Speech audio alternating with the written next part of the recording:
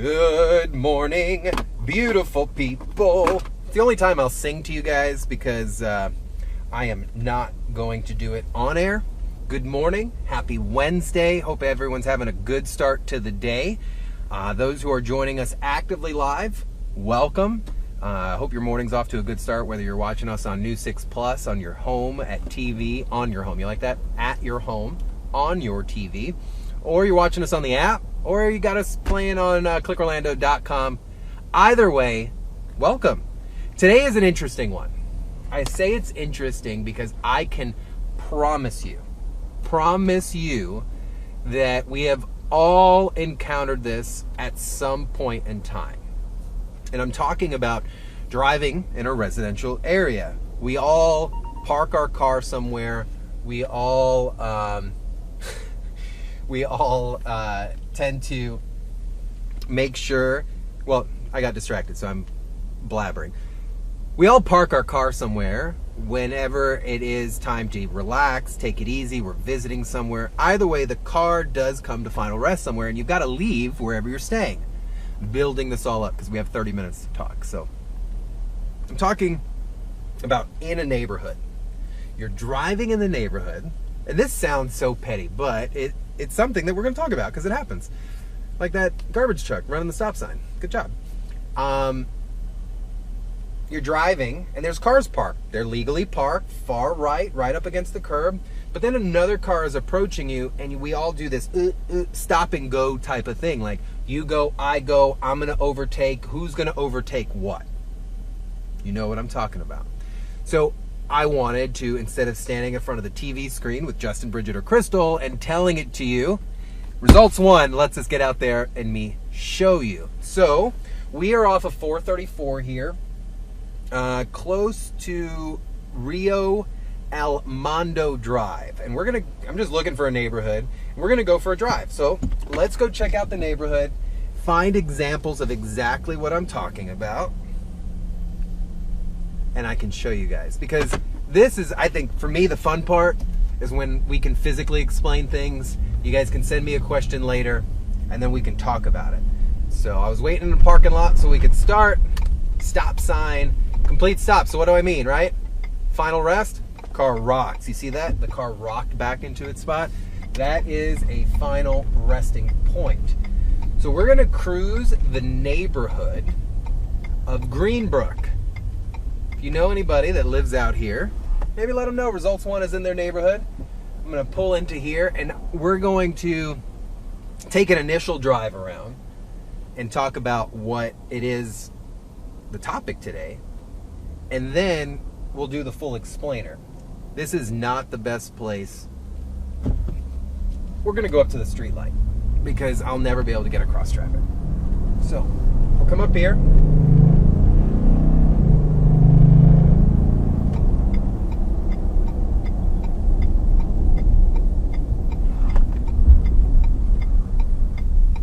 We're gonna Cape Cod Lane in 434. We're gonna come into the San Sebastian Knolls. What a pretty name, Knolls. Check some things out. We'll take a nice drive through this residential neighborhood because I can already see what the question is. So we're here. Let's cruise around a little bit. Yeah, that'd be a stop sign there, brother. So remember what we talked about stop signs the other day? You're supposed to stop where the sign's at initially, or where the stop bar is at initially. Because that's where the danger relies, is there. So many of us pass it because it's inconvenient for us and we want to be able to see. No, that's step two. Step one is complete the stop, yield right away to where they want you to, and then you could kind of scoot up a little bit after you've completed that stop. That gets so many people in trouble, and it's so preventable. So put that in your toolbox. Keep in mind. All right, so let's cruise around. And look, this is a prime example. I've got traffic, a stopped car here, so I have to yield here so I could proceed, right? So this car is parked properly up against the curb. I have to kind of pass it and move into the other travel lane. Doing so, it puts me into the oncoming lane. So you have to be real careful. Here's a stop sign. I stop at the stop bar. Why? Because the law requires it to. That's where it wants me to stop. So I stop here. But, good example of this. I can see to the left just fine at this stop sign. To the right, I struggle a little bit. I can't show it to you, but I do struggle a little bit because there's some bushes. I've made my complete stop, so step 2 allows me to kind of push out a little bit. And look, nothing. I can continue. So, we'll continue in this neighborhood. We're on San Sebastian Prado, driving through, and we're discussing residential driving and who has the right of way when approaching other vehicles. So, example, here, there is a commercial vehicle parked up, taking some space. I have to stop. I'm required to yield because it's in my lane.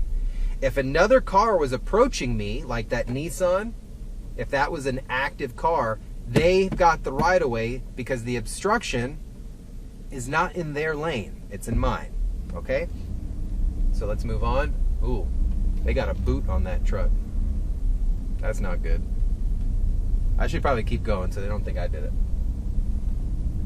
Ouch, that's no bueno. Okay, there's also a lot of other things you should be aware of when residential driving. It's not just a common road. Like, look, how often are you going to see a sign like that? Deaf child in area. To me, there is no better intention of a sign than that. Someone's child is deaf, lives in a community, a residential neighborhood, and has difficulty hearing. So these signs let you, the driver, know, hey, this is not about me. This is about the community I am currently driving where people live. Slow down. Be cautious. Turn the music down. All right, so this one puts me in a cul-de-sac. It's all good. Beautiful homes in here. I love old style original homes. So we'll pull a U-turn, get out of this cul-de-sac and keep on cruising around.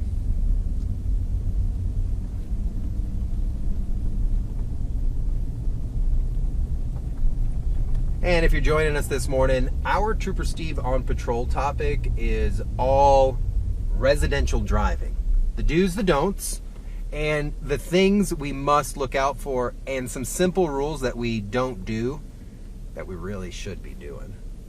So, complete stop, back out. Hi, kitty cats.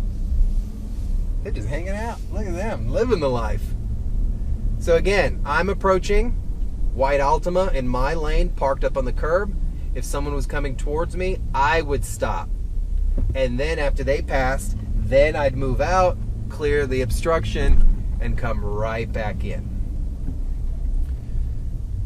Three-way stop, complete stop at the stop bar, and then we continue, right?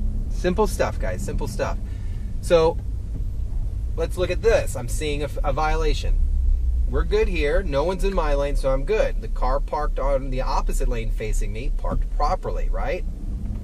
That other truck is not. So that maroon Nissan pickup is required to be parked facing with the flow of traffic, meaning this car right here is improperly parked. And it doesn't matter whether it's residential or community. When you park, you must be parked facing with the flow of traffic.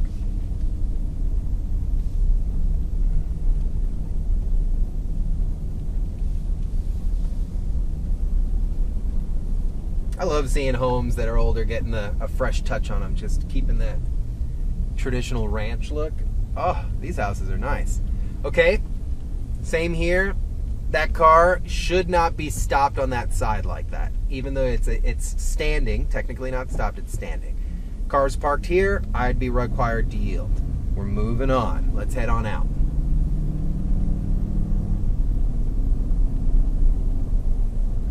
And this is applied in every scenario in which parking situations happen.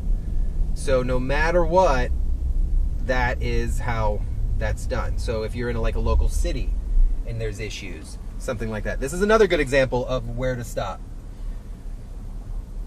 So I'm stopped here at San Sebastian Prado at 436 facing southbound. The stop sign is here, the stop light's here. I stop, but I'm allowed to make a right, so I turning signal and I continue. But where did I stop? I stopped to add to the stop bar initially. That gets so many people in trouble. Crew's out here doing some landscaping. Please don't blow that stuff into the road. Thank you. All right, let's head back towards that area. I really, really liked this portion, this stretch of roadway.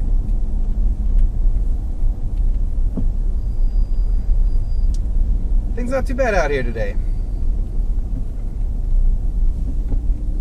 Turning signal, even though I'm in a designated lane, I want to go. And we go.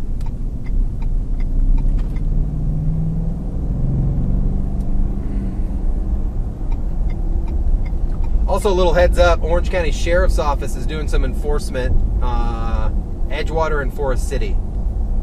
They've got a few of their motor guys out there. Don't act a fool, okay? Please. There's your warning. All right, so we're discussing residential driving. We're back out here. I'm going to find a different neighborhood because I want to maybe find a little bit more activity going on.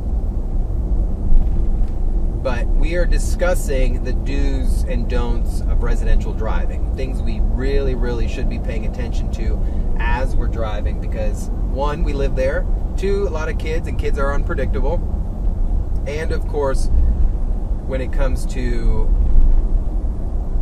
yielding of right-of-way, who has the right-of-way in a neighborhood? And that's what we're talking about today. So thank you for hanging out with us. You guys could be doing so many different things, but yet you're here in the car with me. So, all right, let's hang out. Let's make a left on Sand Lake Road from 436. I'm in Seminole. We'll go into a separate neighborhood and do exactly what we just did.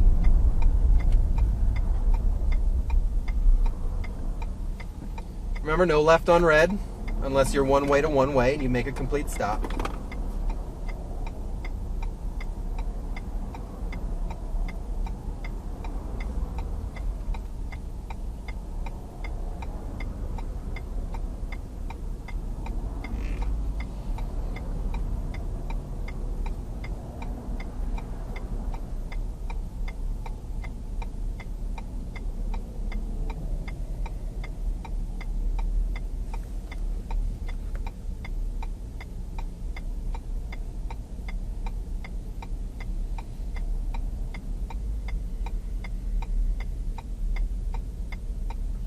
And I'm sitting here thinking, and I'm like, man, how often does that happen in a neighborhood?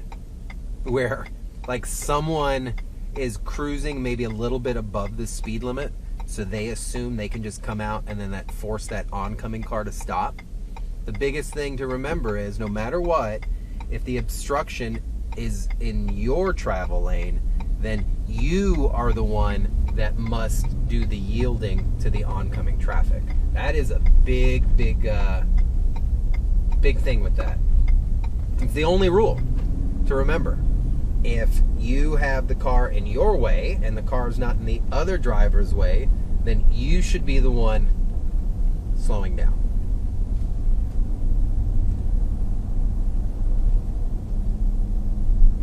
A lot of open houses going on for the schools. Lake Brantley High School packed right now. Man.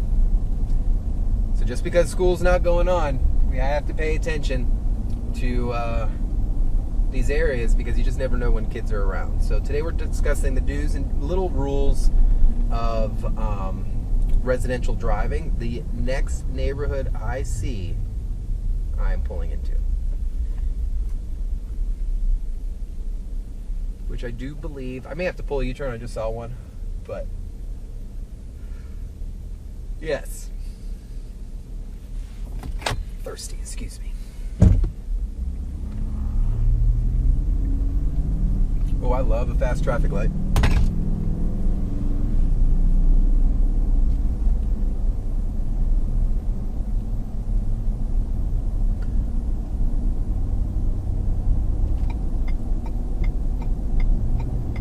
Alright, so we're going to pull into this neighborhood. Maybe. Not sure if it has a gate or not. No gate. But not a neighborhood with cars on the road.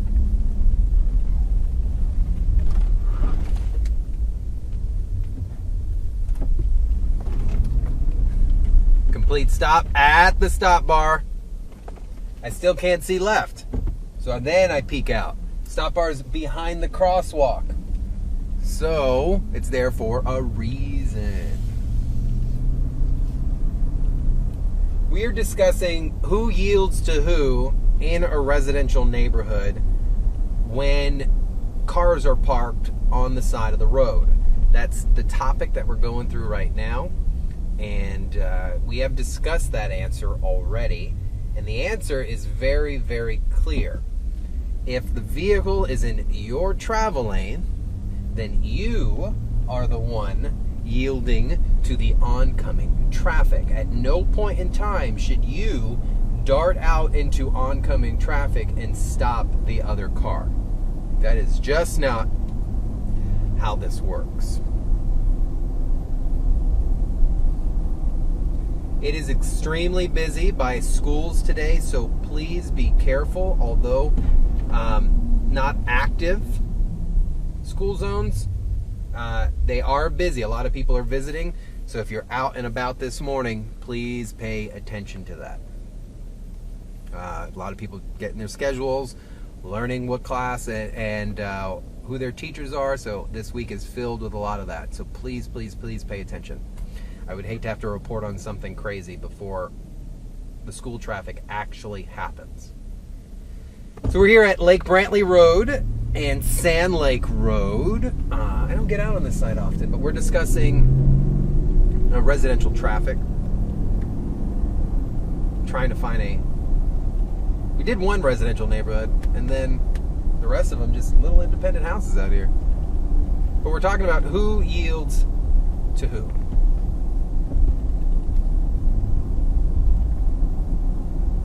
A lot of guys will park on the side of the road, and I get it and totally understand. You got a neighborhood, you want to park and do your thing, but who pulls over to the other person? And what does the law say? Well, if I had an obstruction in my travel lane right now, would I just pull out into the other oncoming lanes? I would not. I would be required to stop and then go around it, yielding to anybody else.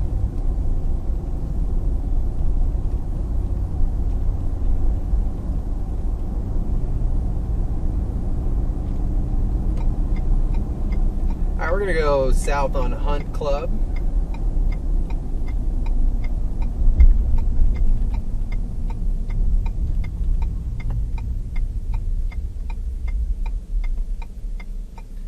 This is one of those long lights. Oh, we got a yielding one. I like those. That Explorer is nice.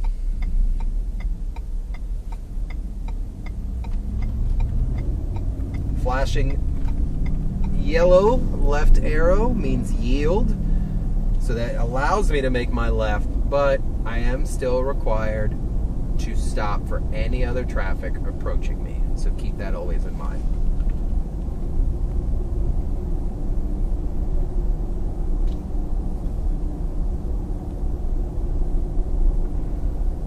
Beautiful day out today, guys. Troy said we could expect some stuff this afternoon. But right now, if you are out and about, there are zero issues, at least when it comes to weather. Can't use that as an excuse.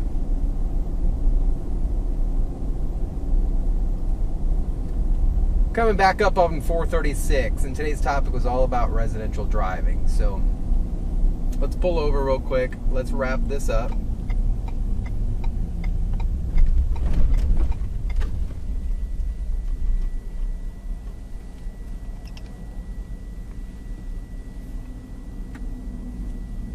So today's topic was, in a sense, simple if we're able to understand a few different things. When you're in a community, The same rules apply if you were out on a main roadway.